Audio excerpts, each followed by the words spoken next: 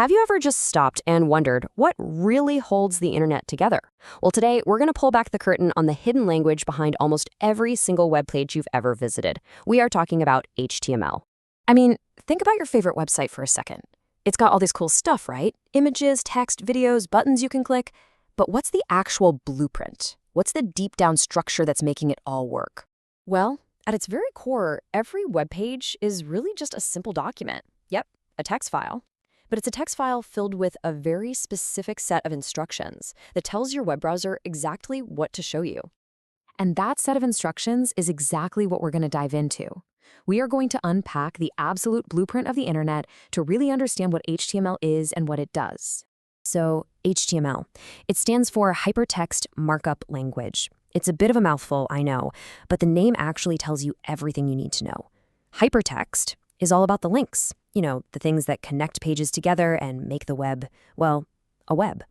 And markup language, that's the really cool part. It means it's a language used to mark up regular text to tell the browser what it is. So what HTML does is provide the fundamental structure. If a website were a house, HTML is the frame. It's the skeleton.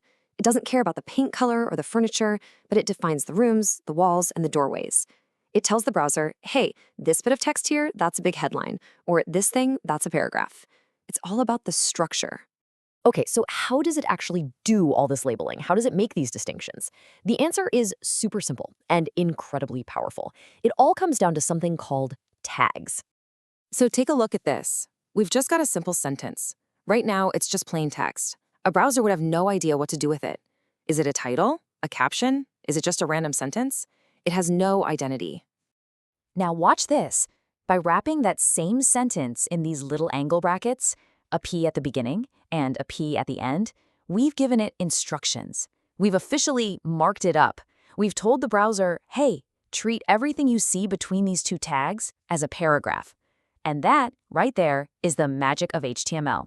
And this entire package deal, the start tag, the content, and that end tag with the slash, that whole thing is called an HTML element.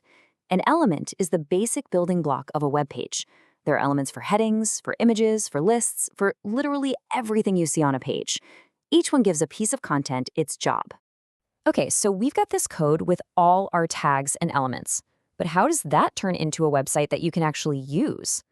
Well, that's where your web browser, Chrome, Firefox, Safari, whatever you use, steps in. You can think of the browser as a translator. Its job is to read the HTML file from top to bottom, look at all those tags we just talked about, and then interpret what they mean. And based on those instructions, it renders the page visually, putting everything where it's supposed to go. And here is the absolute key. You never actually see the P tags on a website, do you? Of course not. The browser basically consumes them. It uses them as a set of instructions to build the visual page, and then it hides all the scaffolding, showing you the finished product. Now, it's really important to know that HTML hasn't always been this way. It's not some ancient, unchanging thing.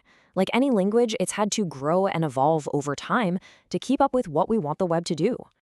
It all kicked off way back in 1991 with its inventor, Tim Berners-Lee. As the web started to explode in popularity, the language needed to get more organized and a lot more powerful. We saw big updates like HTML 3.2 in the late 90s, but honestly, the biggest leap forward came in 2014 with the recommendation of HTML5. And that brings us right up to today. HTML5 is the current, living, breathing standard. It's what introduced built-in support for things like video and audio, and it provides the super strong foundation for the modern, interactive web we all use every day. So, after all of that, what's the one big idea you should walk away with? Why does any of this really matter? It's this.